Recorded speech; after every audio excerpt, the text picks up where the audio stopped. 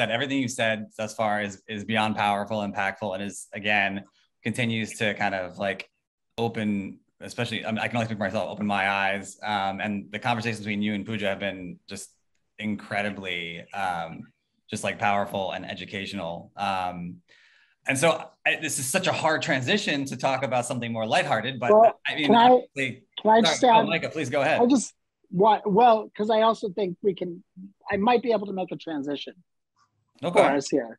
But I wanted to say that the fallout from World War II was something that our grandparents and great-grandparents couldn't process. And I'll say, and I hope it's not out of line for me to say that I think that while the trauma was different for our grandparents, it was kind of the same too. It was this trauma from World War II and colonialism and nationalism and the Enlightenment, and our grandparents couldn't process this. The way that they processed it was by creating superheroes and myths so that they could tell stories of empowerment. But our grandparents wouldn't talk about this stuff. Yeah. Right? You didn't talk about the partition. You didn't talk about the Holocaust. And only recently have we begun to talk about it. And I think that this might be the advantage of space and time and future generations, that we're just beginning to be able to process some of that trauma that we weren't able to process 70 years ago.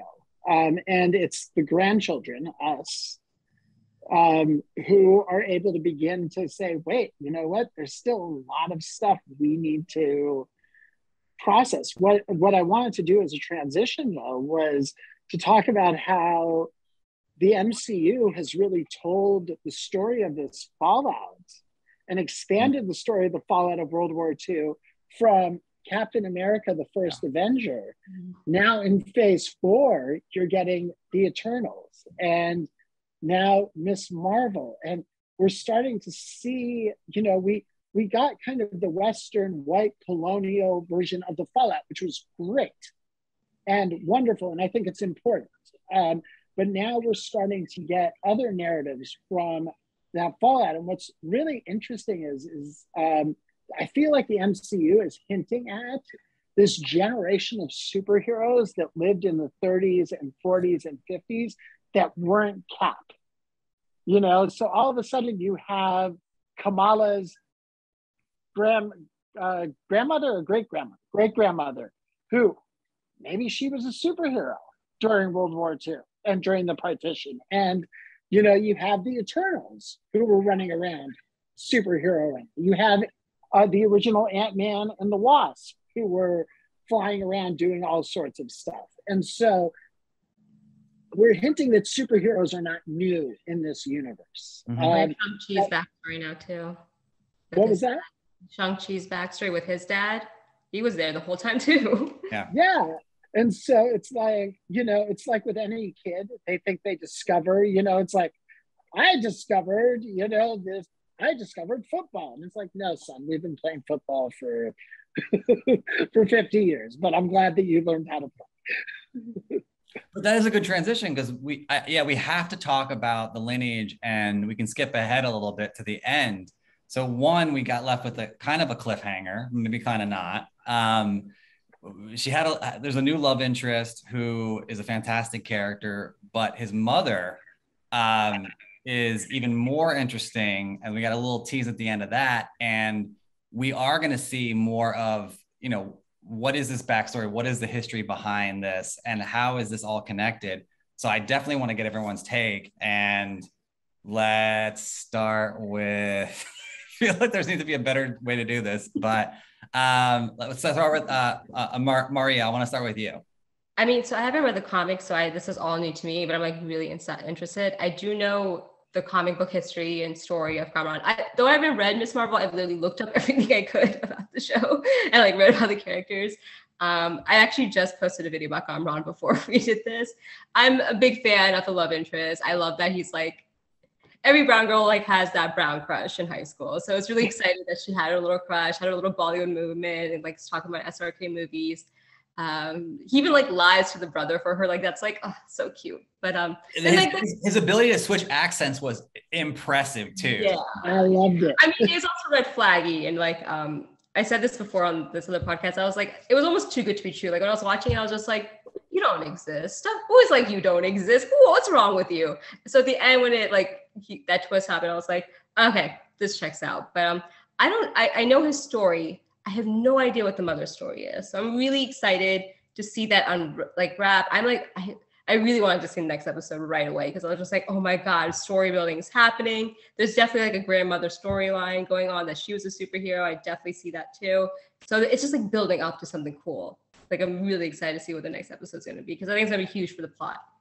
And I'm just going to recommend something really quick. There is an issue in Miss Marvel, and I just remembered it, where they do talk about the bracelet. It has no magical powers, but they talk about the bracelet, and I believe they tell the story of the partition from the story through the eyes of the bracelet. I'm going to try to find out what issue that is, so maybe we can put it up on the website or something so if people are interested. But you just reminded me. There is a story of that bracelet in the comics as well that has to do with the partition.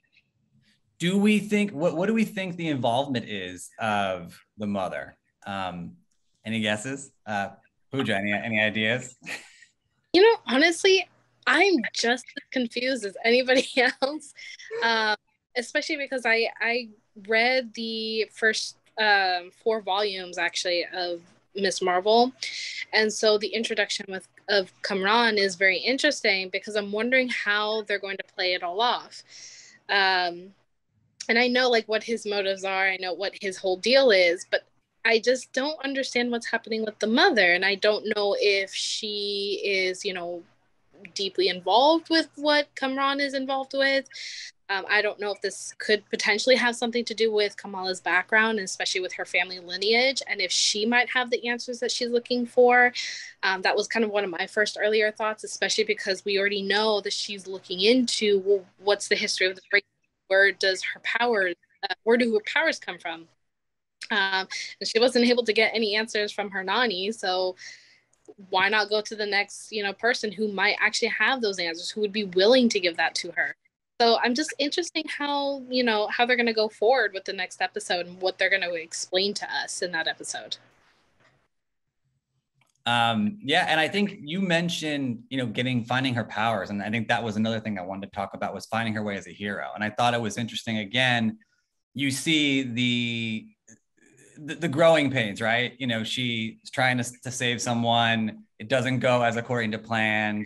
And it just, again, it's that much better because, again, she's a kid still. I mean, we always forget, like, in these moments that we get so excited about these, like, you know, these movies and these shows.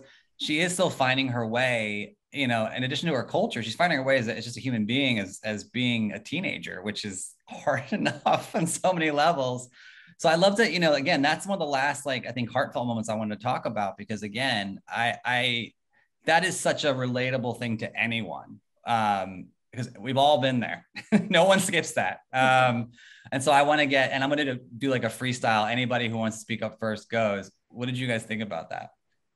Well, I loved at the beginning of the episode where she starts confident. But I mean, this is great writing, right? Is, you know, that if the character is strong and confident in the beginning, they're going to be doubting themselves in the end, right? And so, like, we're getting this roller coaster. And so this next episode, we're going to start with a Kamala who doubts herself and grows in some confidence. And then episode 4, she'll have some failure and whatnot. And it's great because that's life. I think that's why we identify with these stories, right? We identify with these myths because these tropes ring true for all of us, right? That there's some days you roll into school and you're just on fire and you're correcting the teacher on how to pronounce your name. And, you know, you're moving the lovebirds aside to get your book. And then the next day that confidence is gone for some reason. And, you know, I especially felt for Bruno, though. I was Bruno in high school, and I definitely had the girls that I had a crush on. We say the new love interest. Let's not forget that Bruno loves Kamala, and he has it so bad for her, and I don't know if she doesn't see him that way, if he's in the friend zone, and he's willing to sacrifice going to Caltech because he's so in love with this girl in this moment in high school. I don't know. That resonated with me as a teenage boy because I was like, yeah, sure, I would give up my whole future for 16-year-old love, which would last a couple months and then you break up. And, it was sacrificing my dreams of Caltech and whatnot. It's complicated though.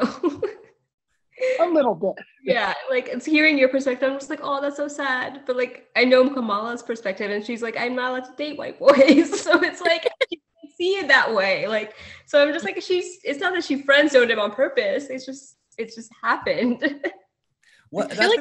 Oh, sorry. Sorry. I think she's actually kind of aware that Bruno might have feelings for her, but she's like just completely shutting it down. Mm-hmm.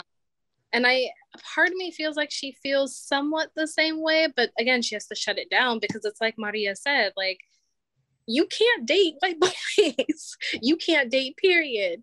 So like, and because of my friends, I do have my best friend, she actually ended up marrying a white guy and stuff. And like, I just remember him courting her. He literally did the same thing Bruno did.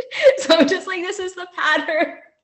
And like it took a while for the parents to get involved. Like they were in their 20s though too. Like this wasn't high school time. This was post-college time. So it's just like it's the same steps. It's just like there's a lot of baggage and a lot of stuff that needs to be addressed. And they're 16. They should be having fun, not talking about conversion and all this other stuff. Can I just say I'm glad that we're talking about it. Yeah. Yeah. Because we do talk about it. He's a great friend. Like I love their friendship. I think he's so wonderful. He's super supportive. Like I really love the character for sure. But I'm glad I got your experiences where you explained like she can't date him, which again it's another thing that you just don't realize unless you're like given this insight. And I think that's incredibly fascinating. And again, just gives you more, it might happen by the end. I mean, he's not going anywhere, obviously. And we know that, certain things have changed towards the end of the episode with her other love interest. So I think it's really interesting to know that and again, learn more and know about the inner workings of all of this. And I think, Michael, I just want to add, like, because I can hear the TikTok comments, right? What do you mean he can't date? And it's like, if that's your reaction to what Maria just said, then you either completely get the point and you're being oblivious on purpose, or you completely miss the point. And really, I think one of the things this show hopefully teaches is a certain level of empathy for what it means to be of a different culture. We have to do our classic like MCU show / movie, like what's going on, because we did get a little bit of a really cool kind of like plug in there with the Department of Damage Control at the end.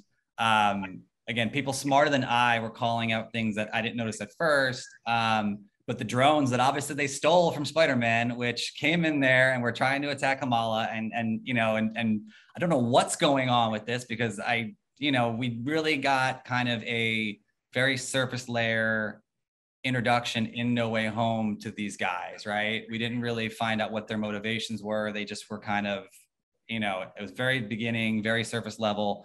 We didn't kind of see their arc. I feel like we're going to learn more now, and I wonder what that is. And I'd love to know what everyone here thought and thinks maybe moving forward, even though, again, this is another quick little introduction, but I don't have a really good feeling about them being brought in right now. Something's going on. So I'd love to just start and see what you guys thought. And it's a freestyle again, whoever wants to jump in. I'm concerned about them. I don't know what their real motive is, aside from, just trying to pinpoint who's got these superhuman powers. I am especially kind of concerned about the narrative that they're going, especially with the questions that were being asked while they were interrogating Zoe. So it just makes me wonder how they're going to move forward if they're targeting Kamala specifically. But it's a weird choice for them to include them in this show. And I'm just constantly asking, what is their motive? What are they trying to do? Especially now that we've seen them in No Way Home. And we're seeing them again here. It's very mysterious. We only have 4 more episodes left to go. So I'm sure at some point it is going to be answered. It's going to be expanded upon. But because we already have so much going on, I'm just wondering, what is their role in the overall story? Yeah, I think that I think this is going to dovetail right into She-Hulk, where she becomes this prosecutor defending enhanced individuals. And I think that this is that metaphor for, government unchecked, and how, what we do for the good of the state, and these ideas that ultimately are going to be challenged by, in She-Hulk, this whole idea of like, no, you don't just get carte blanche to persecute enhanced individuals just because they're enhanced. They have rights too, and you can't supersede rights just based on fear or trying to control. That way leads to evil and dictatorship and whatnot. And so I think that they're setting up Department of Damage Control to kind of be this McCarthy-esque group, and then She-Hulk is going to take them to task and fight this fight, which actually does happen in another Miss Marvel run with Captain Marvel, where she tries to starts to try to imprison enhanced people, and it totally killed Captain Marvel's arc and Carol Danvers. I wasn't a fan of that arc, but it is that idea, and I think that's where Damage Control is coming in, is to explore that idea of McCarthyism and government run amok. And so, yeah, that's my take. I gotta get your take. Yeah. The She-Hulk tie-in is really good. I didn't even think about that. That's really, that makes a lot of sense. But we just said a lot of the stuff that I've been feeling. I only know so much about it because No Way Home is all we've barely gone about Agent Cleary. There's a vibe to this, and there's a narrative that they're going with this. And I'm just feeling anxious about personally. So I don't know. We'll see how that goes. I get what they're trying to do if this is the She-Hulk tie-in, and I get it. But the way they went about it, I wish the words they use, their approach, is just they made a choice that I think they should have maybe thought about a little bit more. So I'm a little anxious. That's all I'll say. Yeah, I'm as well. I will agree with you, and I think the vibe that I got, a little bit of the vibe reminded me of the Mutant Registration Act, and that feels like the path they could be going and the parallel they could be taking, unfortunately. And hopefully they do it somewhat well and don't have some of the tropes that we saw this past week. And that's why I wanted to bring that up, because I was kind of from such an episode that was so fluid and was so bright, and the colors at the end with, I everything about the show, it did stand out to me kind of as this weird nefarious feeling that didn't leave a positive feeling. And so it was important for me to call that out, because I did kind of walk away with that feeling as well. So I'm glad we got your perspectives on that as well, and we'll see how it unfolds, hopefully. And they could be going back to this idea of the failed Sokovia Accords, right? That racism doesn't die. This registration, it doesn't just go away, and so they could be trying to bring it back.